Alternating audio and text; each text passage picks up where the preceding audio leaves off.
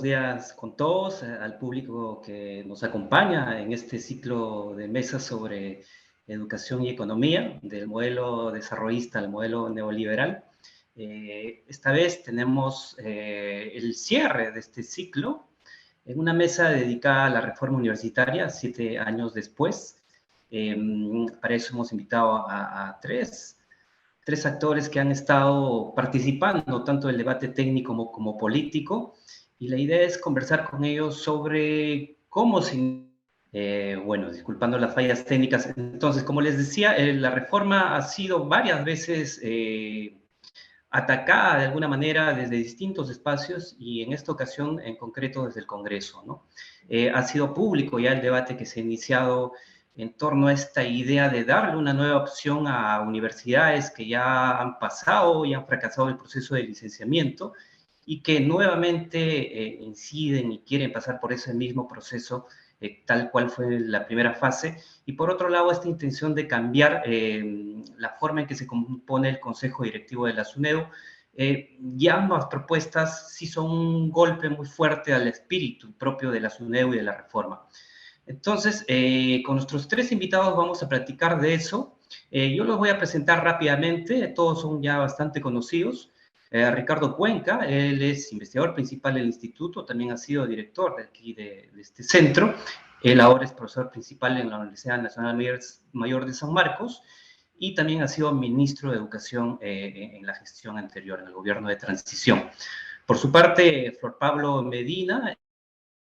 Miren, disculpen, lo que voy a hacer es pasarle las preguntas a Rolando por si persiste el fallo técnico, ahí está todo pauteado, pero por lo pronto voy a empezar con Ricardo, que es un balance inicial de esto. Así es que, por favor, a nuestro público, la comprensión del caso. Ricardo, ¿en qué contexto se discutió y se dio inicio a la reforma universitaria? ¿Cuál era el panorama de la educación universitaria antes del año 2014, cuando se promulga la nueva ley universitaria? ¿Qué significó la irrupción de un organismo como la SUNEDU en reemplazo de la ANR? Y además de la mejora de la calidad, ¿qué otros objetivos se trazaron con esta reforma? Adelante, Ricardo. Muchas gracias, Marcos. Un saludo para todos, para todas, en particular para Flor y para Eduardo, que están acompañándonos en esta mesa verde. Tengo muy rápidamente en dos líneas responder un poco a las preguntas, Marcos, ¿no? Lo primero es que yo creo que cuando se aprueba la ley en el 2014, se pone fin a un proceso largo de dos crisis universitarias que coexistieron durante un tiempo. Una empezó un poco antes. Una primera que tiene que ver con la crisis de la universidad pública, que como sabemos durante la década de los 80, por el periodo de violencia política, y por la crisis económica se vio seriamente afectada, y luego porque en el año 96, con la promulgación del decreto legislativo 882, lo que se hace es un proceso de expansión muy forzada de la universidad a partir de promover la participación privada y el lucro en la educación universitaria, ¿no? Esto ha generado que el sistema universitario, por decirlo de alguna manera, yo soy de los que sostiene que todavía no tenemos un sistema, haya crecido de una manera muy desordenada, muy desigual, y eso necesitaba algún tipo de ajuste normativo y una discusión inclusive conceptual respecto de cómo debería modificarse, ¿no? Entonces, en el 2014 lo que se hace es tomar, creo yo, la decisión por parte del Estado peruano, en el Congreso de la República y el Poder Ejecutivo en ese momento, trabajando junto, a diferencia de lo que pasó después, tratar de ponerle fin a esto, es decir, recuperar el espacio para la universidad pública y ordenar la oferta privada existente hasta el momento, ¿no? A partir de eso son tres cosas que la ley, cuando uno la lee no artículo por artículo, sino le trata de dar una interpretación menos jurídica al asunto, salvo Eduardo, que tiene por supuesto el conocimiento jurídico del caso, La idea es mirar la ley de una manera mucho más integral, y yo creo que fueron tres procesos. Uno, que se cambió el eje de la regulación. Ya no era el mercado el responsable de regular, sino iba a ser el Estado, y eso ocasionó muchos problemas porque generó ir contra intereses particulares, inclusive sobre cuestiones ideológicas respecto de quién debería ser un buen regulador de la calidad. Segundo, el retomar la idea de pensar la universidad como un espacio de investigación y generación de conocimiento, la creación de arquitectura institucional distinta dentro de las universidades, volver a tener trabajos de investigación para el bachillerato, profesores que tengan que investigar, un mínimo de profesores con grado y con horas a tiempo completo para formar cuerpos docentes. Entonces se hizo todo un proceso, se inició un proceso para fortalecer la calidad sobre la base de la investigación y la construcción de los conocimientos. Y la tercera, que probablemente es la que nos está permitiendo estar hoy conversando, tiene que ver con que el tema universitario se volvió materia de política pública, que hasta el año 2014 era solo materia de políticas institucionales, es decir, cada universidad podía decidir un conjunto de políticas a partir de las necesidades institucionales. Ahora se vuelve un tema de interés público, de interés colectivo, de un bien común, y entonces se busca conciliar estos intereses individuales con la autonomía que las universidades tienen con intereses colectivos, y creo que eso es lo que permite dar un salto importante. En síntesis, el 2014 entonces empieza a atender la crisis de la universidad pública, la expansión desordenada de la oferta privada, y busca a partir de eso cambiar el eje de la regulación, fortalecer la calidad sobre la base de investigación y colocar a la universidad como un tema de política pública. Y ahí me quedo. Gracias, Ricardo. Continuamos entonces con Flor. Flor, cuando se inicia la reforma de la educación universitaria, otros procesos de reforma ya están en curso en la educación básica.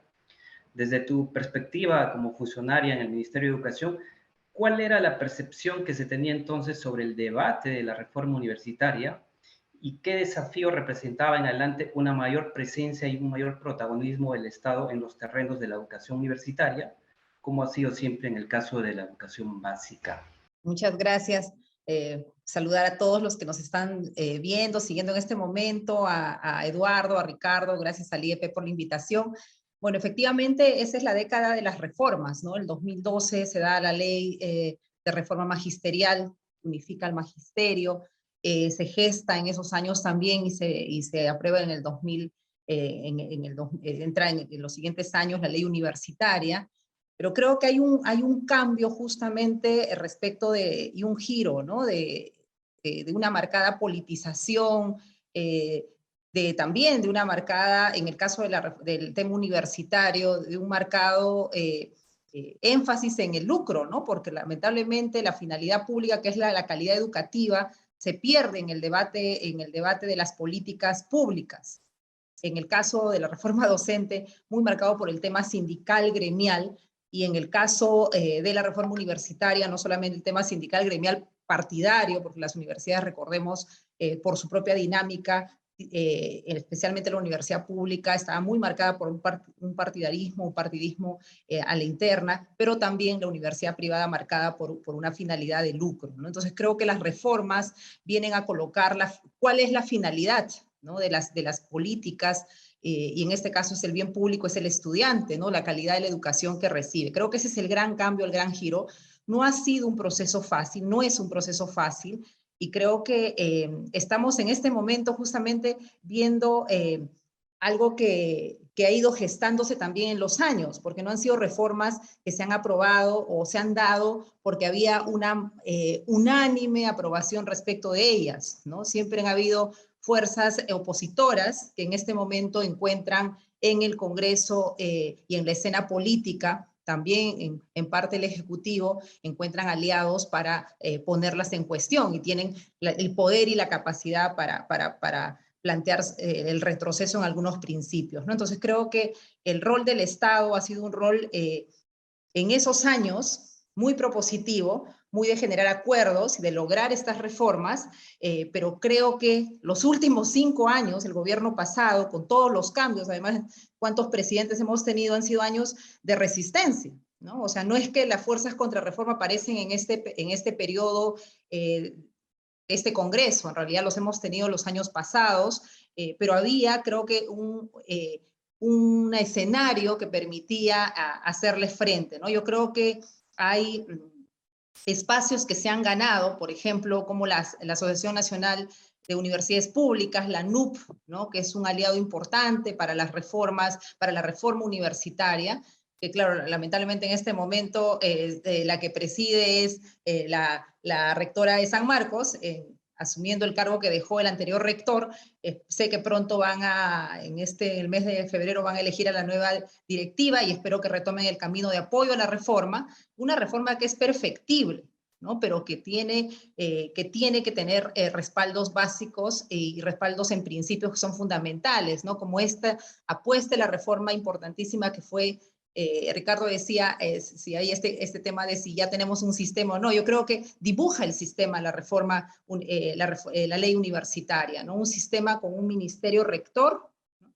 Con una superintendencia que se dedica a la supervisión de condiciones básicas y la propia autonomía universitaria. O sea, dibuja un sistema que antes no existía, ¿no? Ubica, genera una institucionalidad básica que hay que ir construyéndola, y eso es lo que está costando, ¿no? Porque de una universidad que venía donde la comprensión de la autonomía era viéndose a sí misma, porque eso era la Asamblea Nacional de Rectores, pensarse en un sistema donde hay un Ministerio de Educación rector planteando una política y un supervisor, genera efectivamente tensiones en los diferentes actores. Y esa es, creo que el principal desafío, cómo esa nueva gobernanza hay que ir perfeccionándola, ¿no? Y yo creo que ya luego, y de repente en el desarrollo de la conversación podemos profundizar más, pero acá hay un desafío bien grande de construir diálogo político para ir mejorando y perfeccionando esa gobernanza que tiene definitivamente algunas grietas y algunas situaciones que hay que mejorar, ¿no? Pero creo que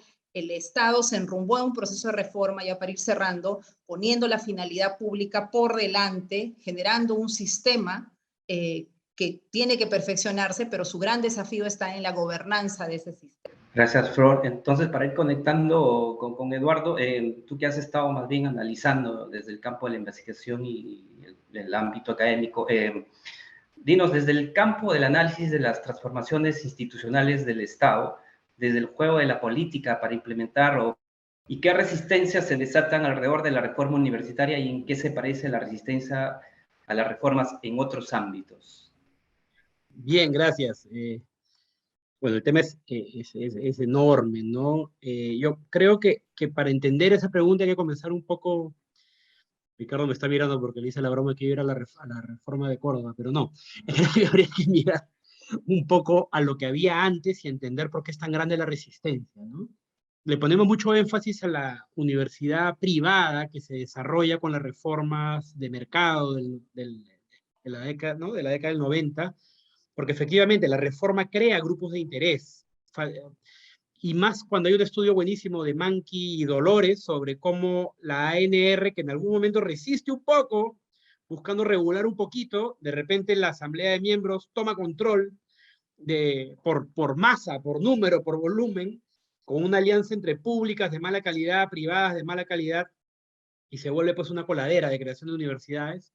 Entonces es típico caso en el cual nosotros en ciencia política decimos que a veces la política crea políticas públicas, ¿no? El poder configurado en un momento te da por lugar políticas, pero la política pública también crea política, o sea, crea nuevos esquemas de poder, aumenta, nutre estos pequeños monstruitos que comienzan a crecer y tienen el poder para controlar a su tenue regulación y tienen el poder para hacer una gran, acuérdense lo que fueron los inicios del 2000, una gran presencia política, con regalos, viajes, congresistas, agasajos, condecoraciones, doctorados, honoris causa de poder político, ¿no? Esta era una reforma altamente improbable. Si ustedes ven el esquema de poder generado, no solo en las privadas, estas que hemos hablado, sino también el nivel de control que le daba a las públicas antes la ausencia de regulación, esta nueva ANR, públicas que no olvidemos son actores políticos en sus regiones o en la propia Lima, ¿no? Que tienen capacidad, pues, contactos con políticos locales, que tienen centros de producción de fondos al interior de las universidades no regulados. Estamos hablando de actores políticos de toda magnitud. Y esto se da la mano, pues, con una serie de temas en el Perú, ¿no? Son reformas que se han dado sin estados fuertes, donde la regulación, toda reforma neoliberal en otros países que habían, pues, estados más fuertes, pasaban de crea la actividad privada, pero una reguladora que te controlaba estos actores. En el Perú no.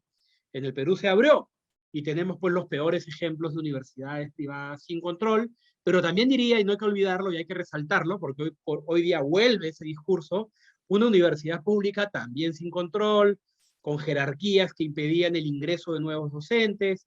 Investigación que yo hice pre-reforma era dramático, ¿no? Los investigadores tenían que rendir pleitesía a estos popes instaurados en los rectorados, que no había ningún control de lo que era investigación, que cuando decían vamos a hacer investigación en realidad eran pagos que se daban con unos formatos que se llenaban. Entonces era el reino del descontrol en la universidad privada, en la universidad pública. Por supuesto, y por favor lo digo y lo reitero, con excepciones que hay que reconocer, con esfuerzos enormes, y también no olvidemos que parte de esto viene de la desatención estatal, ¿no? Es fácil agarrar de piñata a todo el mundo si es que no recordamos que no ha habido, pues, política, ¿no? La reforma era improbable por eso, se enfrentaba a enormes poderes y sin embargo pasó la reforma, y eso creo que habla mucho no solo de los que estuvieron en la reforma, sino también habla bien de la demanda social por estas cosas, estudiantes que estaban hartos y cansados. Hay trabajos en el IEP sobre cómo funcionaban las instancias de gobierno en universidades públicas, por ejemplo, ¿no? Estudiantes que le ponían el mismo profesor todos los semestres. Podían decir lo que dijeran, el profesor seguía ahí, y si te peleas con el profesor te iba a jalar, y nadie los estaba mirando. Un ministerio de educación que no miraba el tema universitario, era una oficinita pequeñita, que había en el Ministerio de Educación antes de la reforma. Entonces, la reforma ha sido mucho más amplia que, creo yo, que la ley universitaria. Ha sido un cambio institucional fuerte, se ha desarrollado una SUNEDU fuerte que comienza a fiscalizar, controlar, un Ministerio de Educación que ha desarrollado una dirección superior, ¿no? De educación superior fuerte, que incentiva, controla. Ojo, no controlen el contenido académico, controlen cómo estás haciendo tu gasto y si estás cumpliendo los objetivos institucionales, ¿no? Destruye autarquía por defender autonomía, pero no olvidemos, y creo que esto es fundamental, lo que decía Flor, son cambios sobre un mínimo de calidad. No estamos hablando todavía de una reforma universitaria, pues, de gran calidad, porque estamos defendiendo, estamos atrincherados en defender mínimos de calidad. Por eso creo que lo que te enfrentas ahora, Marcos, es a todos esos grupos que han perdido poder, que lo quieren volver a recuperar, que han logrado entrada en el Congreso con una representación política de partidos más debilitada, donde hay muy pocas personas que tú ves que estén discutiendo intereses generales, sino más bien están intereses a veces o muy chiquititos o desinteresados en el tema, o vinculados a intereses sean privados o regionales locales, que impide el tipo de protección que había incluso del Congreso del 2016. Había un poco más de congresistas pensando en lo general. Hoy por hoy está bastante limitado, y por eso creo que la reforma, y sumaría además un ejecutivo que, a pesar de una retórica gigante de vamos a cambiarlo todo, incluso sus partidos aliados, parece que no quieren cambiar lo que ya existe, o defender lo que ya existe con igual fuerza, ¿no? Yo creo que eso es lo que ha cambiado mucho el panorama de resistencia, ¿no? Tienes todos estos grupos que vuelven a atacar lo que ha sido la reforma y sus avances. Tienes además un ejecutivo que ahora un poco más, pero hasta hace muy poco se ponía de perfil, la reforma neoliberal no debía ser defendida, y entonces el panorama que tienes es que esos espacios que empujaron la ley y que la defendieron, hoy día están más debilitados. Y tal vez por eso, justamente, hay más espacio para sociedad civil, para estudiantes, lograr politizar esto y estar revisando esto. De nuevo, hay una demanda mayor de lo que se ve representada en el Congreso, y creo que de eso hay que agarrarse los que queremos defender la reforma, los que creemos que hay que defenderla, porque una vez que se visibilizan estos grupos de interés, tenemos que intentar que haya un costo político a quienes apoyan estas cosas, un costo que no va a ser pues enorme, no es el escándalo mundial, pero sí que permita mostrar que para la siguiente elección hay grupos que apoyaron y grupos que no, hay que visibilizar los intereses particulares y hay que intentar pues mantener viva la idea de que sin una regulación mínima no es que volvemos a la autonomía que se ha perdido, sino que volvemos a lo anterior. Todos los vicios siguen ahí. Acá se han controlado un poquito los vicios, siguen ahí.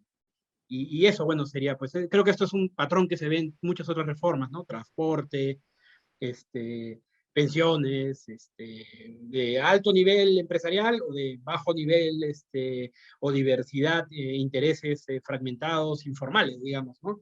La OEFA, lo estamos viendo ahora, ¿no? Fortaleciste la OEFA, luego la fuiste debilitando y eso no fueron intereses solamente informales, eso también tiene que ver con intereses formales de muy alto nivel, ¿no? Entonces creo que hay un patrón general. Si estas cosas no tienen apoyo político, suficientes aliados y suficiente fuerza, muy rápidamente se pueden decir. Gracias, Eduardo. Entonces, iniciamos esta conversación presentando, digamos, el contexto, el escenario político, institucional, donde se construyen las reformas, y cerraba Eduardo también mencionando algunos actores. Yo quisiera volver justamente a estos actores, Ricardo, para detenernos en algunos de ellos. Tú has estado muy cerca del proceso de discusión de la ley universitaria y también del diseño de la SUNEDU. Se recuerda el papel protagónico de Daniel Mora desde el Congreso, del propio ministro Jaime Saavedra. También intervinieron, aunque sin mucho eco, algunas figuras que provenían de la universidad pública, como Nicolás Lynch y Manuel Burga. ¿Qué otro tipo de actores, Ricardo, jugaron un papel crucial en este proceso, como los empresarios de la educación o los gremios universitarios? ¿Bajo qué lógicas e intereses, ya sea para respaldarla y sostenerla, o por el contrario, para minarla? Ya, eso es bien interesante, Marcos, gracias, porque creo que hay que identificar bien esta idea que mencionaba tanto Flor como Eduardo, de ir viendo cómo se configuran los escenarios en la discusión. Yo creo que sí, hay como tres grandes grupos, ¿no? Y al final voy a decir por qué creo que estos grupos fueron comportándose de esa manera. De un lugar aquellos que efectivamente estaban no solo apoyando la reforma desde las universidades públicas, desde algunas universidades privadas, que creían que efectivamente había que generarse este cambio que ya describió Eduardo en algún momento, ¿no es cierto? Habían necesidades que hacer y por lo tanto los diagnósticos y la información que se expresaba era tan fuerte que aparecen algunos personajes políticos. Has mencionado al congresista Daniel Mora, que lidera desde el Congreso, si no me equivoco, en ese Congreso las pocas discusiones de política pública fueron este tema de educación universitaria, ¿no? Pero junto con él aparecieron algunas universidades que estaban pensando que había que dar un cambio y se conforman sobre todo un grupo interesante de universidades privadas asociativas, y debo decir que también algunas societarias, algunas con fines de lucro, que empiezan a impulsar más o menos rápidamente la reforma. Y tres actores más que se volvieron importantes y que hasta ese momento no habían discutido o no habían entrado a la discusión directamente. Uno de ellos, la prensa. Los medios de comunicación inmediatamente se apropian del tema y empiezan a generar un espacio de agenda pública muy importante que permitió aprobar la ley aún con la debilidad con la que se aprueba, ¿no es cierto? Pues se aprueba con una diferencia de votos mínima. Pero juegan un papel importante, sobre todo porque hacen eso, ¿no es cierto? Colocan el tema en la discusión pública. Un actor que aparece y que tiene un protagonismo importante es la academia, que también hasta ese momento había quedado como rezagada y empieza a mostrar trabajos, a mostrarse estudios, a mostrar toda la evidencia que se iba recolectando en muchos espacios, en el instituto, en las universidades, en los centros de investigación en general, y empieza a acumularse mucha evidencia respecto de la situación de la educación universitaria en el país. Y un tercer actor, que es un actor que creo hemos estudiado poco, que conocemos poco, pero que tiene una vital importancia en la reforma y en cómo se ha sostenido esta reforma hasta el momento son los propios estudiantes, ¿no es cierto? Porque los estudiantes, si mi memoria no falla, hasta diciembre del 2013, digamos, con la marcha de la ANR, estaban más o menos en contra de la ley por esta campaña que se había hecho por parte de los detractores respecto a la vulneración de la autonomía, ¿no? Pero luego, poco a poco, los estudiantes empiezan a cambiar, salvo un grupo que sigue teniendo, por supuesto, discrepancias con la reforma. Pero el grupo de estudiantes que originalmente no estaba tan de acuerdo con la reforma, empieza estando de acuerdo con la reforma. Tanto es así que, de alguna u otra manera, es sostenida también por ellos. En este grupo, es verdad que hay un grupo de aquellos que se han sentido más afectados, que tiene que ver con un vacío de la ley, que son los estudiantes de universidades asociativas con licencia denegada, que no tienen un respaldo al no tener un dueño de ver cómo se hace la ruta de continuidad después de esta licencia denegada, que son aquellos que han estado permanentemente diciendo que la ley no los ha favorecido y la reforma no las ha favorecido y la SUNEDU tampoco. Y luego otro grupo menor de estudiantes que creen que esta reforma está mal y que efectivamente lo que tienen es se atenta contra la autonomía, o es una reforma tecnocrática neoliberal, o es una reforma caviar, cualquiera sea el significado que esta pregunta cada vez más polisémica recibe. Entonces, esos estudiantes terminan siendo un grupo muy importante que se divide en estos tres espacios de discusión: aquellos que la reforma, que apoyan la reforma de gran mayoría, aquellos que no, porque sienten que no hay una salida. Después Flor puede comentar seguramente cómo se podría retomar ahora una salida que se planteó en el Congreso pasado, cuando estuve en el Ministerio, para ofrecerle una alternativa a los estudiantes de universidades asociativas. Y el grupo que va a seguir creyendo que esto no es la mejor salida para el país, ¿no es cierto? Pero del otro lado están los cuerpos, y con esto acabo, mucho más corporativos o intereses particulares de actores que tienen que ver con dueños de universidades que se han visto afectadas con la denegación de la licencia, donde hay dos tipos. Yo hice un estudio, que espero publicarlo pronto, sobre 3 casos de universidades privadas de bajo costo, cuya licencia ha sido denegada, que rápidamente se dieron cuenta que no iban a invertir más y que en todo caso hacían convenios o buscaban salidas para que sus estudiantes se vayan. Y aquellas que no, que sí se veían afectadas y querían mantener su rubro y su giro de negocio con las universidades y por lo menos participar, que son quienes hacen más presión. Pero también algunas públicas, ¿no es cierto? Algunas públicas o algunos congresistas que prometen a sus electores creación de nuevas universidades para que esto, a cambio de votos, les permitan avanzar en su carrera política, ¿no? Entonces, hay un conjunto de universidades y de grupos con intereses particulares y muy corporativos que lo que han hecho es vincularse muy directamente con la política y por lo tanto empiezan a convertirse en actores políticos, ya no solo en dueños de universidades, ya no solo en representantes de grupos interesados en las universidades, ¿no? Entonces, en síntesis, hay un conjunto de actores todos comportándose de una manera muy política, cosa que es positiva en la discusión.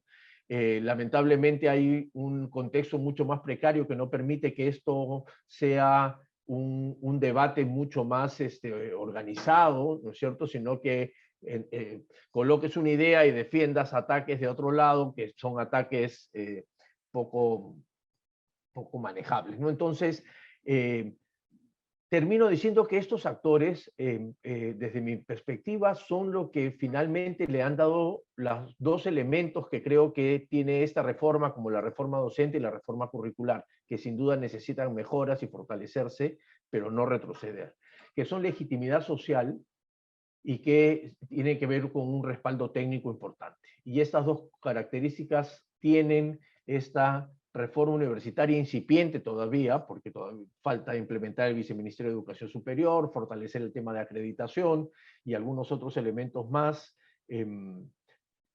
pero en camino tienen que ver con esta legitimidad social de los actores que son en general quienes apoyan la reforma, que son mayoritarios a quienes no. Voy a complementar con lo que nos ha quedado pendiente por una falla técnica. Entonces vamos a continuar con Flor Pablo. Voy a plantearle la pregunta al respecto. ¿Okay? Flor, tú formas parte de un grupo de congresistas que se han unido, que se han unificado para defender la institucionalidad de la reforma universitaria desde el Congreso y en concreto desde la Comisión de Educación, ¿no? ¿Cómo están alineadas las fuerzas ahí en el Congreso, en la Comisión? ¿Qué discursos y qué intereses sobre la educación se están defendiendo y se intentan imponer desde estos espacios? Y aunque no es la primera vez que la arremetida contra la reforma proviene del Congreso, esta vez da la impresión de que ha tomado mayor fuerza o un reimpulso al respecto, ¿no? ¿Tú crees que es así o que este es un escenario que puede cambiar en los próximos meses o en un escenario más temprano, ¿no? Bueno, dejo ahí entonces la pregunta planteada. Muchas gracias. En principio, este es un bloque parlamentario no asociado directamente a miembros de la Comisión de Educación. En realidad, somos 23 de diferentes partidos. Algunos, en realidad no más de 5, somos parte de la Comisión de Educación entre titulares y accesitarios. En la propia comisión, en realidad, si no, no estaríamos, bueno, tan preocupados, ¿no? Hay una mayoría que está respaldando los dictámenes, por ejemplo, para el cambio de composición de la SUNEDU. Bueno, comenzaron con el tema de abrir el tema del bachillerato nuevamente, flexibilizar el requisito para el cumplimiento de requisitos de los profesores respecto a los estudios de maestría, doctorados. Ha ido de menos a más, ¿no? Y luego ya el tema de composición de SUNEDU, o el plantear una ampliación de plazo a las universidades con licencia denegada. Entonces, ahí hay un bloque multipartidario, donde no están, de hecho, tampoco todos los partidos. Claramente no está, y no es que no hayan sido invitados, no está Fuerza Popular, no está Renovación, no está Avanza País, aunque una de sus miembros, o sea, formalmente como grupo no se han vinculado, aunque Diana González, que es de Avanza País, ella a título personal se ha unido al bloque.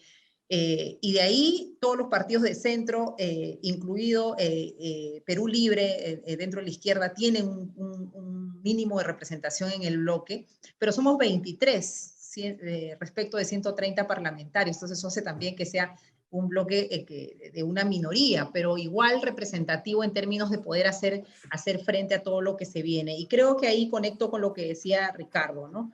Lo que hemos aprovechado como bloque es a los aliados, ¿no? Y creo que un aliado muy potente en este momento es tanto los medios de comunicación, que juegan un rol importante. No en vano es que estos dictámenes se han ido corriendo a pesar de la presión de los grupos, especialmente de Renovación Popular y de Perú Libre. Creo que hay que decirlo, hay que señalar los partidos que están detrás, ¿no? Y también Acción Popular. Cada uno de ellos respondiendo a intereses diversos, ¿no? Entre intereses asociados a intereses particulares de dueños de negocios educativos, así como intereses absolutamente populistas, ¿no? Y asociados al tema también gremial, ¿no? Sindical, que defiende especialmente Perú Libre, ¿no? Entonces creo que es un escenario muy complejo, donde tienes tanto a la izquierda como a la derecha, los extremos juntos en esta agenda contra reforma, y también un centro muy diluido entre un oportunismo, ¿no? Entonces creo que la presión mediática ayuda, la opinión generada a partir de la academia también da evidencias de la necesidad y la importancia de esta reforma.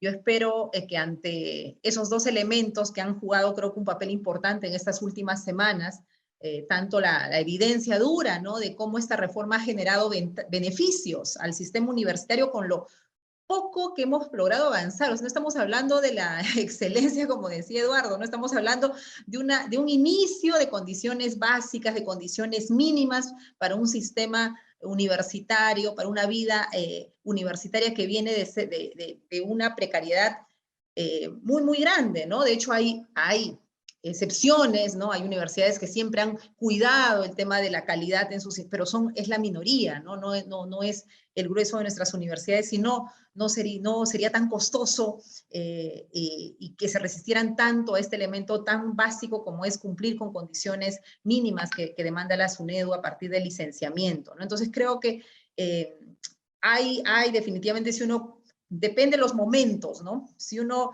hace un mes contaba los votos, posiblemente simplemente iban a arrasar, ¿no? Con estos dos dictámenes. Yo creo que en tanto van pasando las semanas, la academia hace su trabajo, los medios hacen su trabajo, y también hace su trabajo el propio, yo creo que acá hay una labor también importante de la SUNEDU como actor, ¿no? en la reforma. Por ejemplo, el hecho de haber licenciado a la universidad, a una de las universidades públicas con licencia denegada, que es la Universidad San Luis Gonzaga de Ica, ha sido un elemento importante, ha generado una expectativa también de la otra universidad pública grande, que es la Pedro Ruiz, ¿no? Que mañana justamente hay una reunión con su rector.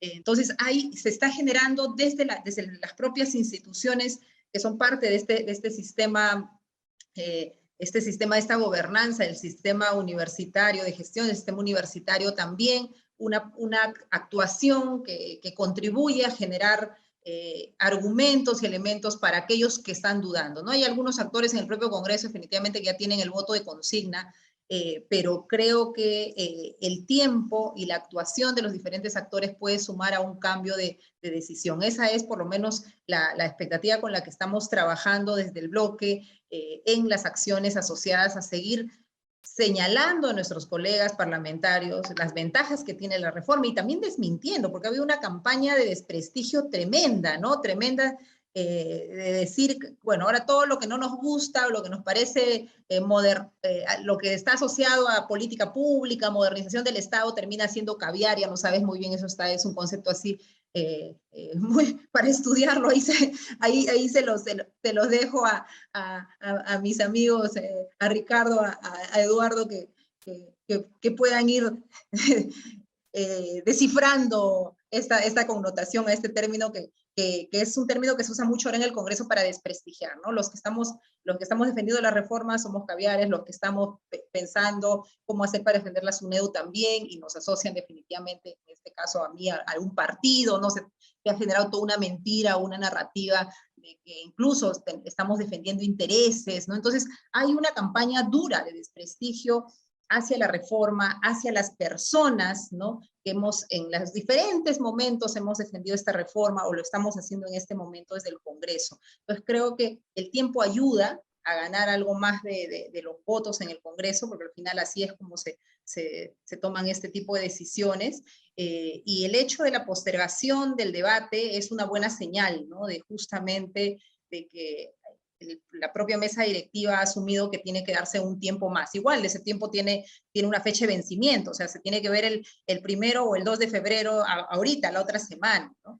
Pero creo que llegamos en mejores condiciones respecto a la necesidad de una superintendencia autónoma, a que no hay que dar una ampliación de plazo. Si las públicas lo están consiguiendo, ¿por qué no un dueño de una universidad también se pone las pilas y avanza hacia un licenciamiento? Yo creo que el escenario de debate de estos dictámenes respecto a hace 3 semanas, 2 semanas, a este momento es distinto, ¿no? Entonces yo sí creo que se van a mover las fuerzas políticas. Hay algunas que ya han señalado de manera explícita su apoyo a las reformas, y bueno, yo espero que vaya calando más y podamos, en realidad, que estos 2 dictámenes sean archivados, ¿no? Que esa es la expectativa de este bloque. Ahí lo voy dejando. Gracias, Flor. Eduardo, en realidad, Flor Pablo casi ha formulado la pregunta, ¿no? Porque en realidad, para cerrar con esta parte sobre los actores y la reforma, hay una pregunta que nos ha formulado aquí Marco, ¿no? Y dice así, bueno, en el debate y en la oposición a la reforma universitaria, los detractores o los sectores críticos de esta reforma señalan que detrás de la reforma universitaria están pues los intereses de los caviares o de la caviarada que entendido esto como un grupo que ha copado el Ministerio de Educación, la SUNEDU, ¿no? Entonces, esta se está convirtiendo en una suerte de nueva arma para, utilizada por los críticos. Bueno, queríamos desde el punto de vista de la politología, qué cosa significa esto, ¿no? Un poquito que nos expliques a qué alude esto, por qué toma ya veo la sonrisa de nuestros panelistas, bueno, pero a ese terreno nos ha conducido, digamos, la oposición a la reforma universitaria, ¿no? Bueno, entonces dejo esta pregunta planteada de Eduardo. Es bien interesante porque si uno se remonta al inicio de lo que fue caviar, bueno, sin llegar a discusiones que ya se dan en los 90 sobre la gauche caviar, ¿no? En Francia, pero en Perú se comienza a usar para vincularlo con alguien de clase alta metido a la izquierda, digamos, ¿no? Pero poco a poco se ha enmalaguado el concepto, ¿no? Y ya alguien de izquierda limeño, yo siempre uso el ejemplo porque cuando yo conocí a Ronald Gamarra, por ejemplo, que es corajudo, defensor de derechos humanos samarquino, alguna vez bromeando, pues dijo, sí, que los caviares, que no sé qué, y ahora pues él es el epíteto de caviar también, ¿no? O sea, ya lo jalaste a cualquier persona de izquierda, incluso si no es pues de los que eran de este grupo, pues que en los 2000 eran más vinculados a ese tipo de clase alta metido a izquierda, ¿no? Pero es peor que eso ahora porque ya incluso gente de derecha, ¿no? Liberales, hasta libertarios, también les dicen caviares, ¿no? Casi que cualquier defensa institucional se da. Y también con una acusación que es bien brava, pues, ¿no? Que es que lo hacen por interés de dinero. Entonces, es como que los caviares viven del Estado, eso lo dijo Vladimir Cerrón, ¿no? Caviar es el que vive del Estado, ¿no? Entonces, me decían, para él caviar, y le digo, bueno, pero ¿por qué? Porque Cerrón vive del Estado, es un médico del Seguro Social. No, pero que vive del Estado de las consultorías, ¿no? Mucha, ya más complicado. Entonces, claro, ya sea, dice, si lo vemos así, pues no tiene sentido. Pero si se usa tanto es porque como que ataca algo, ¿no? Ataca algo, y en política cuando ataca algo quiere decir que puede ser útil, ¿no? Entonces, ¿en qué coinciden Vladimir Cerrón y Rafael López Aliaga? Creo que es una forma de atacar a un sector que de alguna manera está defendiendo ciertas políticas generales, ¿correcto? Más allá de que haya pues caviares buenos y malos, como en todos lados, si quieres meterlo así, porque no es la idea salir a decir, me atacan porque soy un santo, ¿no? Pero está apelando a algo que supuestamente va a politizar y va a permitir destruir o atacar al grupo que defiende. Y de verdad yo creo que no hay creo que hay que dar una batalla política de decir, bueno, si nos atacas porque hay intereses generales y quieres llamar a interés general caviar, bacana, que estoy, pues, ¿no? Llámame como quieras, yo seguiré diciendo, pues, que estoy defendiendo un interés general. Pero donde se vuelve peligroso es que se comienza a usar con esta idea de interés material, ¿no? Caviar es aquel que vive de consultoría, que vive de el Estado como está ahora, y eso obviamente, pues, es una exageración. Los críticos a lo que se está haciendo con la contrarreforma son personas o somos personas que no tenemos ningún vínculo con el Estado, otros que sí, otros que no, es algo muy diverso, pero que interesa defender la idea de que ha habido grupos poderosos que vivían bien cuando no había regulación, actores privados, actores de universidad pública, y que hoy día están siendo sometidos a cierta presión. Ojo, eso no quiere decir que no podamos pues discutir si la regulación es la mejor, si no hay formas de hacerlo mejor, si es que fue adecuado ese legalismo de la SUNEDU al inicio. Flor mencionaba que ahora la SUNEDU pues se ha parado y ha actuado. Yo creo que antes era pues muy legalista, muy abogadil en muchas de sus regulaciones, y hoy por hoy creo que es una SUNEDU mucho más abierta a la misión antes que la regulación pequeñita. Creo que tuvo que haber salido a defenderse mucho antes, no, esta idea de que por mis actos me conocerán cuando estás rodeado de tiburones no sirve, ¿no? Tienes que dirigir mucho más a tu acción pública, mostrar qué es lo que estás haciendo. Creo que es importante. Y creo que también es importante jalar a la defensa de la ley a actores que nadie va a acusar de caviar, pues, ¿no? A mí me sorprende cómo universidades privadas de calidad, por lucro, pero de calidad, se ponen de costado en esta discusión o se les ve más del lado crítico. Hay universidades, creo que yo no voy a ponerme a dar nombres ahorita porque será para que después me demanden. Termino como Christopher Acosta. Pero que creo que algunas de estas universidades que han logrado una calidad desde en diferentes posiciones críticas de la reforma, tienen que reconocer que su mejor posición hoy día parte de la reforma, ¿no? Creo que son universidades que no fueron entusiastas de la reforma, pero hoy en día, pues, han logrado pasar la valla del licenciamiento y deberían ser actores más defensivos de la reforma. Ahora sí doy algunos nombres. Yo creo que universidades como la UPC, por ejemplo, la César Vallejo, de muy diversa procedencia, sus alumnos, digamos, diferentes, por ejemplo, son actores que no han sido amigables con la reforma, me parece, de hace mucho tiempo, no estuvieron entre los apoyos, al revés, esta crítica libertaria que se daba con la reforma, nos quieren regular, quieren destruir la creatividad, más bien, hoy por hoy las universidades que han pasado con creces, que están produciendo más investigación, que tienen mejor plana docente, deberían decir, parte de nuestro éxito local e internacional viene por la reforma, o, por ejemplo, la César Vallejo, ¿no? Que logró, en base a una serie de cambios, dar y pasar y distinguirse de lo que era su competencia, que eran otras universidades que se quedaron en el camino. Yo creo que es esencial que estos actores comiencen a ser vistos como parte de lo logrado con la reforma, obligarlos a declarar, a hablar, a decir qué es lo que piensan de esto, porque me parece que estamos en un momento clave, ¿no? Que es que ya pasamos esta primera valla y hoy por hoy otra vez vuelvo a mirar con cierta distancia la reforma universitaria, cuando más bien lo que deberíamos lograr es que sean parte de la discusión y del problema. Si tienen críticas, que las formulen abiertamente, y si no, hay que también empujarlos a decir, oye, donde estamos ahora es una mejor posición de lo que éramos antes, podemos ofrecer al alumno mejor calidad, y en parte eso tiene que ver con la reforma universitaria. Estamos produciendo más investigación, estamos produciendo mejores condiciones. Como digo, mínimos todavía en muchos casos, hay universidades que les va mejor, que hemos logrado, creo, en varios espacios que estén más presentes, una producción científica internacional, pero todavía hablamos de mínimos, ¿no? Si no nos compramos el pleito de la calidad y de comenzar a distinguirnos más sobre esos mínimos, pues vamos a estar lejos, no hablamos de sociedades donde la universidad está mucho más asentada, sino incluso de nuestros vecinos, ¿no? Ecuador, Colombia avanzan, mientras nosotros avanzamos más lentamente, ¿no? Creo que esa es parte de la discusión, Marcos, Rolando, ¿no? Muchas gracias, Eduardo.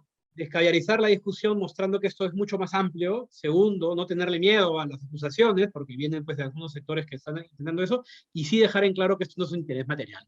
Esto viene al revés. Las exigencias y las procedencias de los defensores son muy amplias, ¿no? Incluidos estudiantes, incluidos medios de comunicación. Gracias, Eduardo. Sí, en efecto, vamos a descaviarizar la discusión. Bueno, Marcos, en los temas que nos había planteado, en primer lugar, nos había planteado un poco el análisis de la reforma a partir del papel que cumple el Estado, ¿no? La ley coloca al Estado, al ministerio, a la SUNEDO en particular, con un papel, como se ha dicho Richie, regulador, ¿no? Ya no es el mercado. Luego hay una segunda parte de las preguntas que han venido más bien con los actores y cómo han estado pues interviniendo, jugando un papel también en el proceso de reforma, y ahora más bien lo que nos plantea Marcos como tercer tema tiene que ver una suerte de examen de balance o un examen crítico sobre estos 7 años de reforma. Esta es una pregunta que ha preparado para los tres, se las voy a formular a los tres y luego seguimos con el mismo orden, ¿no? Ricardo, Flor y Eduardo. Bueno, lo que nos plantea Marcos es, bueno, algo ha dicho ya Eduardo, ¿no? Pasados 7 años, o transcurridos 7 años ya de avances en la reforma, ¿qué evidencias podemos ya ir como señalando, anotando, qué evidencias nos ha ido aportando la reforma universitaria en cuanto, no sé, a la calidad, en cuanto a la transformación de la universidad, ¿no? La universidad pre-reforma y ya la universidad ya en plena reforma? ¿Cómo harían este balance, ¿no? ¿Cómo esto ha impactado en las relaciones entre el Estado y las universidades? ¿Cómo esto ha impactado a los mismos estudiantes, ¿no? A los propios, la propia plana docente? Y bueno, por último, el papel de la SUNEDU, ¿no? ¿Ustedes cómo ven el papel de la SUNEDU?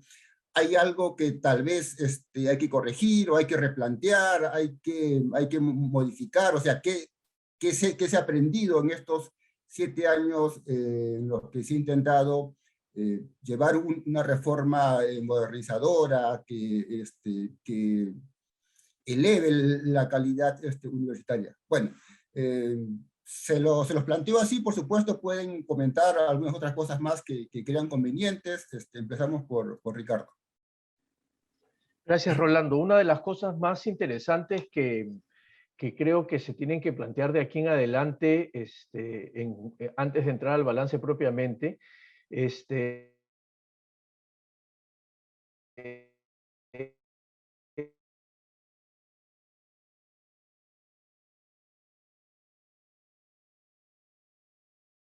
personas muy distintas una con otras forman parte de este grupo, sino que a partir de esta idea se está dibujando una estrategia muy peligrosa, porque lo que se está haciendo es pensar que las personas que forman parte de este grupo tienen intereses también particulares, y eso hay que cortarlo rápidamente, porque no es verdad. Solo 2 anécdotas muy chiquitas para no ponerme tan serio. Una primera es que se me acercaron un grupo de alumnos hace poco, mandándome un mensaje, que hay una página que no sabía y que luego he entrado y me he divertido leyéndola en Wikipedia, sobre los caviares peruanos. Ahí somos un grupo de varios colegas muy distintos unos con otros, y lo que estaban haciendo estos muchachos era agarrar un grupo de ellos y pasarlos por el tamiz de transparencia económica y de proveedores del Estado en la página del Ministerio de Economía y Finanzas. Y lo que mostraban era que la mayoría de ellos, la gran mayoría de ellos, no habían recibido ningún recurso del Estado, como se supone hacen, por lo menos los que aparecían en esa página, ¿no? Porque se ha vuelto un arma, como lo dice Eduardo, muy fuerte, y hay que tener mucho cuidado con ese. La segunda anécdota es que ayer, estos últimos 2 días, he estado con mucha intensidad en el Twitter, a raíz de la entrevista del presidente Castillo, y parte de las cosas que me sacaron fue el portal de transparencia diciendo que en enero y en febrero había cobrado 80.000 soles al Estado, ¿no? Obviamente falso, pero nuevamente argumentando que esta idea se está volviendo peligrosa en términos de asociarla con algunos tipos de intereses que no son los que efectivamente, por lo menos a quienes estamos acá, estoy seguro, nos mueven, ¿no? Dicho esto de introducción, 2 cosas muy puntuales en el balance, ¿no? La reforma universitaria no es la ley universitaria. La reforma universitaria supone muchísimos más instrumentos de política pública que permitan fortalecer un sistema universitario en el país, y que nos ponga en el mismo nivel o cerca al mismo nivel de otros países vecinos o de otros sistemas universitarios. No estoy hablando de los países de la OECD, aun cuando estemos en carrera ahora para entrar. Razón por la cual creo que se ha avanzado en algunas cosas mucho más que en otras, y aun cuando el balance es positivo, porque se ha logrado hacer un impulso a partir de la ley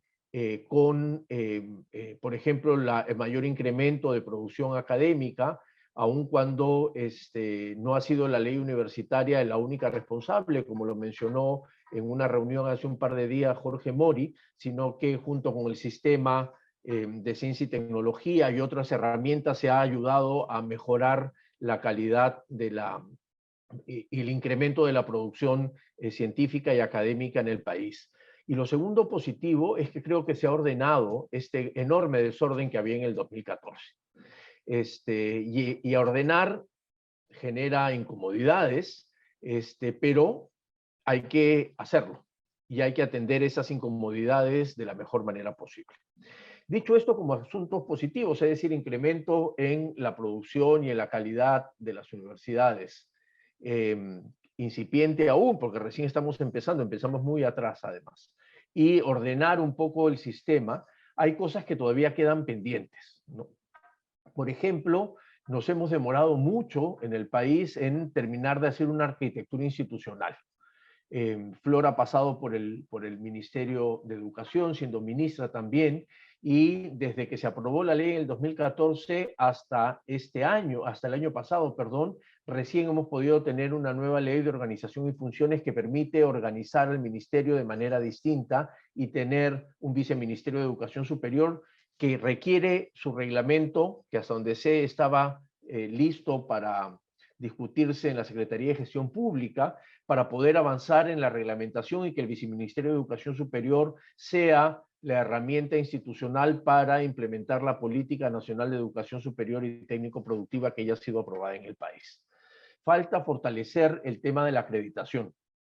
Es decir, la acreditación sigue en una línea que no está muy vinculada con la SUNEDU, y como yo siempre les digo, ya que es un llamado de atención desde mi perspectiva a la SUNEDU y al CINEACE, es que cada uno quiere seguir existiendo como si no existiese el otro, ¿no es cierto? Y entonces lo que tenemos que hacer es tratar de vincular para que el sistema de aseguramiento de la calidad sea fortalecido.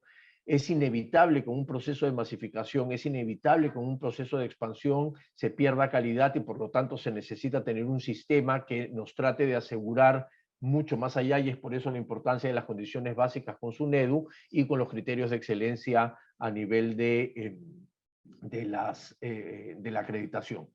Y finalmente, hace falta que la SUNEDU, y eso sería parte de la discusión que tendríamos que dar para fortalecerla, es que la SUNEDU también se debe hacer cargo de la licenciamiento de los institutos de educación superior, porque eso forma parte del sistema de educación superior que tenemos que fortalecer, ¿no? Deberíamos ya, de momento está en el Ministerio de Educación, eso no ha funcionado de la mejor manera, tiene que estar en SUNEDU, esa es por lo menos mi propuesta, y entonces creo que allí SUNEDU tiene que también entender que su trabajo es un trabajo para fortalecer las condiciones básicas de calidad del sistema de educación superior en el Perú, ¿no? Dicho esto, para terminar, yo creo que es fundamental que una vez más utilicemos esta discusión para mostrarle al país que lo que necesitamos es aprender a dialogar. La única manera de acercarnos al otro, que está cada vez más extendida en el país, es a través de la confrontación.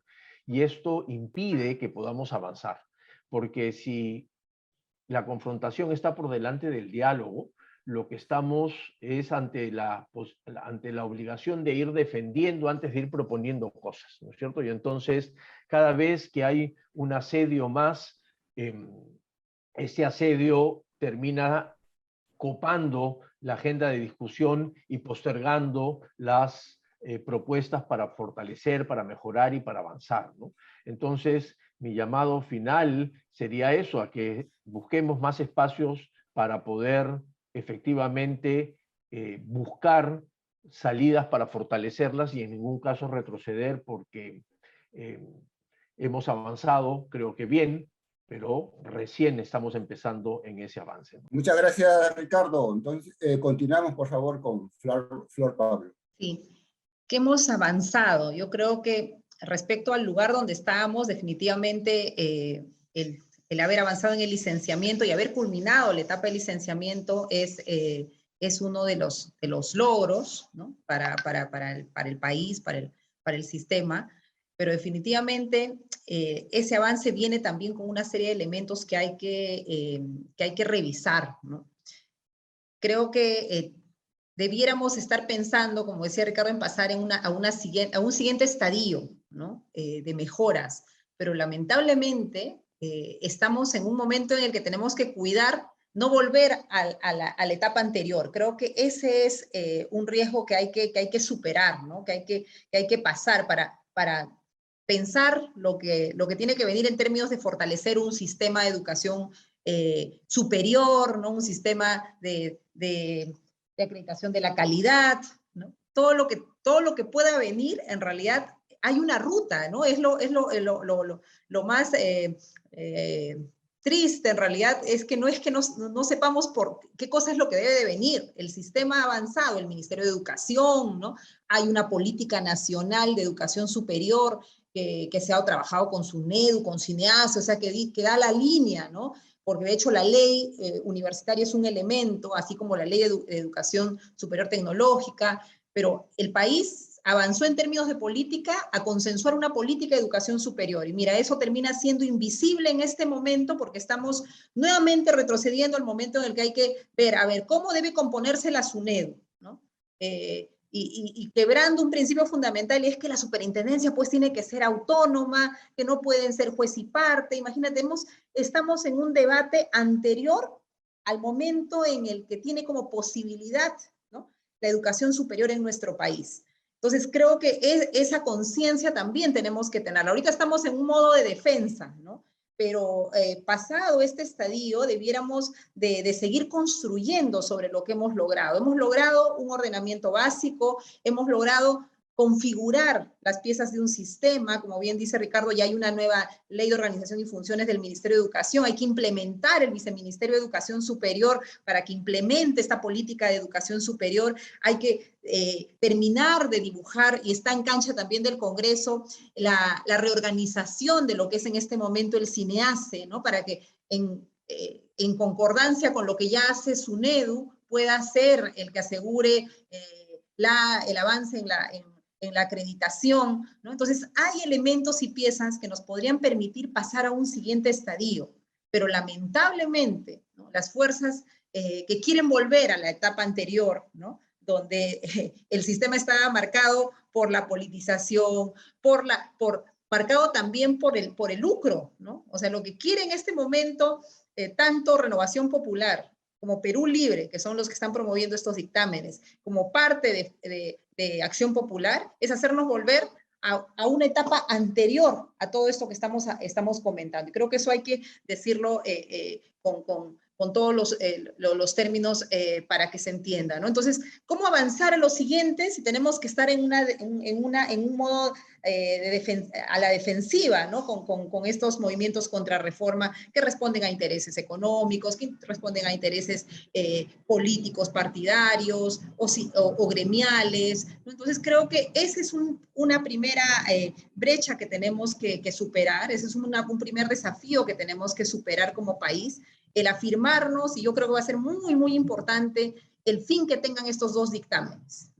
Si estos dos dictámenes cuentan con la votación favorable en el Congreso, en realidad lo que podamos decir en términos de avances se va a diluir y vamos a volver a un estadio anterior, ¿no?, en lugar de avanzar hacia lo que Ricardo ahora muy bien ha comentado, ¿no? Fortalecer la institucionalidad de la educación superior, con la política de educación superior, avanzar en el sistema de acreditación de la calidad, fortalecer la autonomía de la propia universidad, su capacidad de gestión, estar pensando en un financiamiento de mediano plazo, ¿no?, para las universidades públicas, el seguir avanzando en nuestra producción en investigación, en nuestra producción académica. Yo creo que realmente estamos en un punto de quiebre.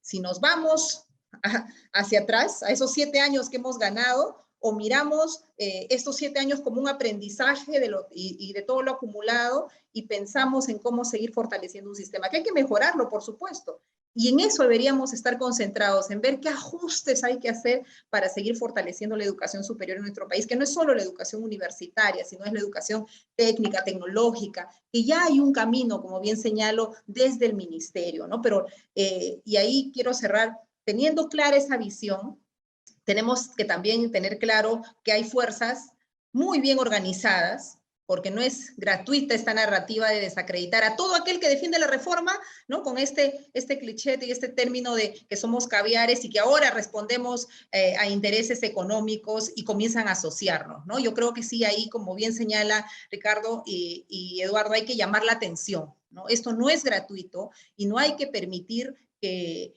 a las personas que defendemos las reformas y que efectivamente en el concepto de quienes nos atacan, todos los que hemos sido funcionarios públicos, porque todos hemos vivido, nuestro sueldo viene efectivamente del Estado, caemos en esta categoría, ¿no?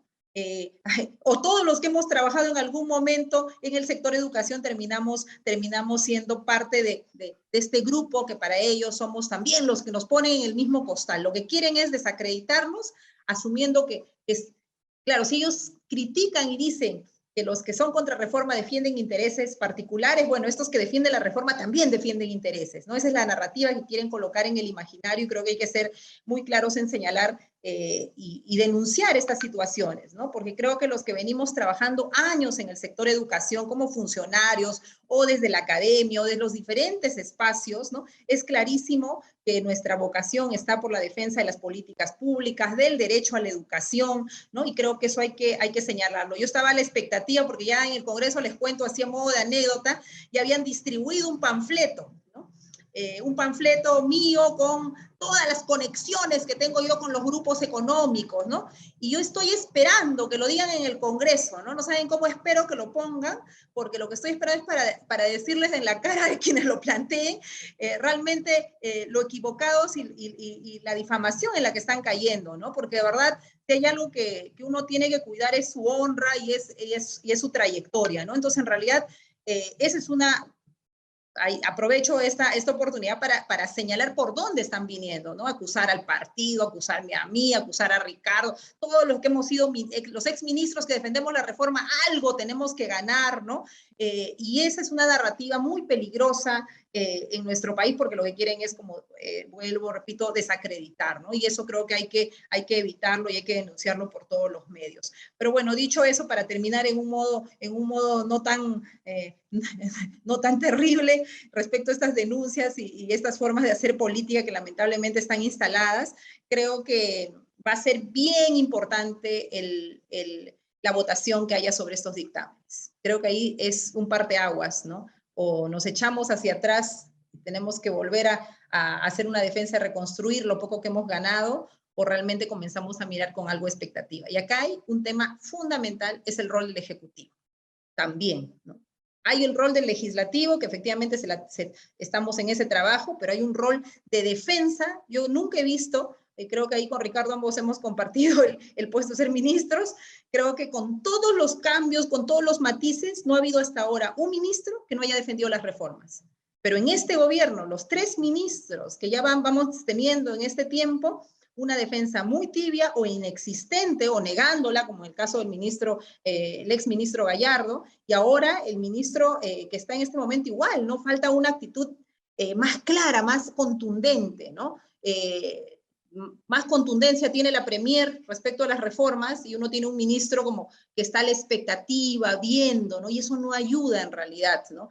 Y bueno, yo espero también, así como espero que el Congreso se ponga a la altura de los retos de este tiempo, que es fortalecer la educación superior, que el Ejecutivo asuma la defensa, así como lo ha hecho, como dice Eduardo, aunque un poquito tarde, la SUNEDU, pero ha reaccionado y creo que ha reaccionado no solamente desde un rol técnico, sino también desde un rol técnico-político, porque eso es, ¿no? O sea, uno no se puede quedar diciendo yo soy puramente técnico, ¿no?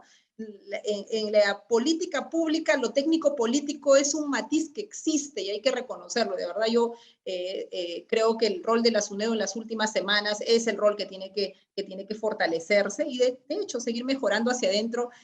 El Estado tiende a una burocratización, ¿no? Y a una tramitología que se da. El tema es cómo identificamos lo que termina siendo obstruyendo los procesos y dando soluciones, ¿no? Yo creo que nada es perfecto, las reformas son perfectibles, son procesos en mejora continua, y creo que si asumimos y asume la SUNEDU, el Ministerio de Educación, un rol de mayor productividad, de mayor defensa y de mejora y de diálogo con los actores para esa mejora, creo que vamos a poder pasar a siguientes estadios que están dibujados en la ruta de la Política Nacional de Educación Superior, pero que requieren una actuación más decidida y también de un respaldo político mayor, no tanto desde el Congreso como desde el Ejecutivo. Ahí lo voy dejando, Rolando. Muchas gracias, Flor. Entonces cerramos la mesa de intervenciones con Eduardo. Bien, muchas gracias. Bueno, coincido con muchísimo lo que se ha dicho. Yo resaltaría que ha habido un cambio institucional fuerte desde el inicio de la reforma, que se han ido fortaleciendo la SUNEDU. Creo que es un actor que recoge además ya conocimiento público, ha ganado cierta legitimidad, las personas reconocen cuando se le dice SUNEDU, ya saben qué es, y queda claro que es un bastión de defensa de lo que hay, ¿no? Y eso creo que es muy importante porque muchas veces las reformas se crean instituciones que van a empujarlas, pero desaparecen antes de que la reforma prenda. Yo creo que la SUNEDU logró prender y hay un reconocimiento, en las protestas de noviembre, por ejemplo, había la idea de que había que apoyar las reformas de SUNEDU, ¿no? No quiere eso decir pues, que la gente salió a marchar en noviembre por la SUNEDU, era una cosa mucho más grande, pero ya está posicionado y creo que hay que reconocerlo. Segundo, menos conocido por el público, pero creo que el Ministerio de Educación, a través de la Dirección de Educación Superior, Dirección General, ha logrado también posicionarse como un espacio de incentivo y de apoyo en muchas veces las negociaciones de las universidades que quieren hacer bien las cosas frente al MEF, por ejemplo. Han logrado establecer pues, canales de apoyo que han sido claves durante la pandemia. Creo que es también de nuevo, y si ya pues, se llega a dar un viceministerio, como fue el proyecto que se dio y que entiendo que está pues, en implementación, estamos hablando de otra cosa, ¿no? Estamos hablando ya de un espacio de la universidad, especialmente la universidad pública, muy importante de vínculo con el Estado. Antes de eso no existía algo así. Tercero, diría que ha cambiado ya la idea y por eso pues, la resistencia puede ser fuerte a pesar de, aunque cambien las cosas, ya hay una mayor idea de los estudiantes que tienen canales de queja y de fiscalización. Y de nuevo, a veces pues la regulación se vuelve la letra chiquita, que por qué tiene esto, por qué no tiene lo otro, antes que pensar, bueno, ¿cómo se va a impactar esto en el panorama general? Pero es en general positivo que hoy por hoy los estudiantes sepan que el servicio está para darle un servicio de calidad a ellos, que hay trámites que se pueden hacer en forma más sencilla, que hay espacios que se tienen que dar, que tiene que haber ciertas exigencias de que los recursos vayan hacia la calidad, no hacia los grupos al interior de la universidad, sea pública, sea privada, sea asociativa. Lo que importa es que haya ese tipo de fiscalización. Hemos visto vicios en los tres modelos, ¿no? Lucro, sin lucro y pública, ¿no? Enormes vicios en cada uno, y la SUNEDU ha logrado mostrar a los estudiantes que puede apoyarlos, que puede apoyarnos, ¿no? ¿Qué pasa, sin embargo, creo hacia adelante? Creo que ha faltado capitalizar y asentar políticamente mucho de esto, ¿no? Por un lado, como decía, los ganadores que no se reconocen como tales, aquellas universidades que hoy por hoy han pasado el licenciamiento y más bien están posicionadas y parte de su competencia desleal ha sido desplazada fuera del mercado. Yo creo que a ellos todavía hay el incentivo de decir, mejor, me iría de repente mejor sin regulación, pero es bueno empujarlos, tanto ponerlos en los reflectores sobre ellos, pero también comentarles que sin regulación volverán estas competencias, estas formas de competencia que los afectaban directamente. Segundo, creo que es bueno también involucrar y mostrar a aquellas públicas que han hecho un gran trabajo, ¿no? Que han logrado aprovechar las condiciones para mejorar. La UNSA, la Santo Toribio, no sé, se me da el nombre, esta universidad maravillosa en la Amazonía con programas de agricultura, de innovación en investigación, vinculado a temas también de medio ambiente, se me dio el nombre, pero digamos, son universidades que se tienen que mostrar como habiendo aprovechado la ola de la reforma y darle una gran calidad a sus alumnos o cambiar la forma en que se hacían las cosas. La San Agustín, por ejemplo, en Arequipa uno ve lo que era antes y lo que es ahora y hay un cambio enorme, ¿no? Entonces, creo que eso también hay que mostrar. Lo otro, y creo que es la gran reflexión de todo esto, es que el modelo de desarrollo de los 90 tuvo una visión muy acotada entre sus arquitectos del Estado, los arquitectos del Estado, ¿no? Si tú querías un modelo exportador y creías sinceramente en la importancia del mercado y los actores privados para que esto funcione, tendrías que haber entendido tu rol como vigilante y como promotor de la educación superior en forma muy diferente, y la universidad pública en forma muy diferente. Hay muchos lugares donde solamente vas a lograr ese tipo de desarrollo de mercado y de actores vinculados a la actividad empresarial en universidades públicas. O sea, a veces la cerrazón de no ver que el mercado o lo privado está peleado con lo público, cuando es al revés. Si no tienes universidades públicas generando capacidades, subsidiando la generación de desarrollo de capacidades para que puedan trabajar en forma adecuada en espacios de promoción y creación de la empresa privada, vamos mal. Ricardo ha mencionado el tema de la educación superior tecnológica, yo creo que ese es el mejor ejemplo. Un modelo de desarrollo dirigido al mercado y a la exportación que abandona el desarrollo de capacidades tecnológicas y de educación superior tecnológica es una contradicción en sí mismo. No podemos tener pues, desarrollos tecnológicos, educación superior tecnológica que se refiere a contabilidad, enfermería, sin desprestigiar estas necesidades, estas cosas, solamente digo que son carreras baratas, aquellos que pueden hacer los institutos fácilmente y entregarlos. Lo que necesitamos más bien son carreras caras, espacios donde tú preparas gente que sepa trabajar en industria, en turismo, en conservación, en diferentes cosas que se van a necesitar si tu modelo de desarrollo va a tener éxito. Agroindustria. Ese tipo de trabajo cuesta, no se va a desarrollar solo. El Estado tiene que comenzar a empujarlo, dar incentivos, engarzarse, dialogar con los privados, saber hacerlo. Eso es todo un reto. Lo mismo con la universidad, patentes, investigación, desarrollo tecnológico, vincular la teoría con lo concreto. Eso mucha gente dice, no, yo no creo en que la universidad se convierta en solamente un tema profesionalizante y técnico, está la teoría. Eso es una visión totalmente perdida. La teoría se vincula con la creación, con la posibilidad de innovar, de investigar cosas nuevas, de generar oportunidades, de construir aquello que puede hacer una región pues, más saludable. Entonces creo, de verdad que, digamos, ese reclamo del Ejecutivo, que pueda comprarse una pelea, que se vincule con estos grandes ideales que algunas veces lanzan sus ideólogos, en parte pasa por entender el papel de la educación pública, la educación privada atada a la pública, de la educación técnica superior, que es el gran reto hacia adelante.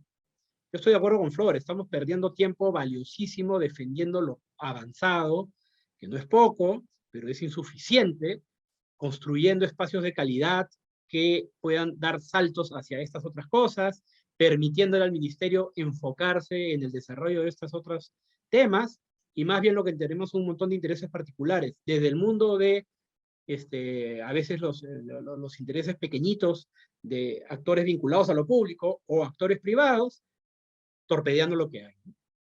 Entonces, mi evaluación es positiva, pero no, y creo que la evaluación que ha hecho Flor es correcta, nos queda sentarnos a defender lo que hay, pero creo que esa defensa tiene que estar siempre con el horizonte de esto no es suficiente, podemos avanzar más.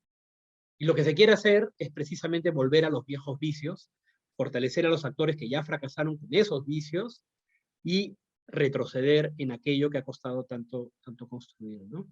De verdad creo que aquí, y no lo quiero decir para terminar con una nota optimista, de verdad creo que acá hay un espacio enorme para que Flor siga haciendo el trabajo que va haciendo, que ya se le reconoce a ella, a Susel, Paredes, como aquellas que están defendiendo la reforma por intereses generales, en transporte y en educación. Yo de verdad creo que eso puede capitalizarse políticamente.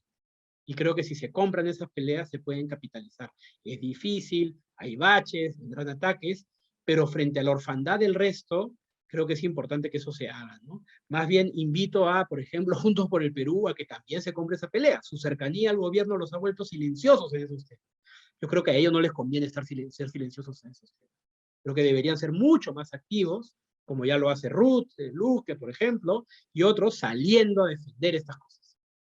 Porque esa es la diferencia, más allá de derechas, izquierdas o centros, entre el interés general y los intereses particulares fragmentados, sin un horizonte de desarrollo, ¿no? Creo que vale la pena dar la pelea, y creo que ya identificamos quiénes están dando la pelea. Gracias. Bueno, muchas gracias por las excelentes intervenciones. A nombre del Instituto de Estudios Peruanos, quiero agradecerles particularmente a los invitados. Bueno, Ricardo de la casa, las gracias están ya desde siempre. Bueno, a Flor Pablo y a Eduardo Darien, en realidad han sido excelentes intervenciones. Yo, que no soy un especialista en el tema, pues me voy bastante ilustrado y con muchos aprendizajes. Quiero comentarles que esta mesa ha sido grabada, va a estar en nuestras redes y en nuestro canal de YouTube. Esta mesa es la mesa número 7 de un ciclo de mesas verdes tituladas Economía y Educación, que ha coordinado Marcos Garfias, quien por fallas técnicas no nos está despidiendo aquí. Y bueno, muchas gracias a Marcos Garfias por haber organizado este ciclo de mesas. Muchas gracias a todos los que han intervenido, a los que nos han acompañado en esta discusión. Creo que estamos cerrando este ciclo con una super mesa, con especialistas y con unos, además, en medio de esta coyuntura de contrarreforma, vamos a decirlo así. Y bueno, me despido entonces de nuestros seguidores, de quienes acompañan el FEI del Instituto. Les agradezco nuevamente a Ricardo, a Flor, Eduardo, hasta una próxima ocasión. Bueno, cuídense mucho, cuídense del Omicron y nos estamos viendo. Hasta pronto.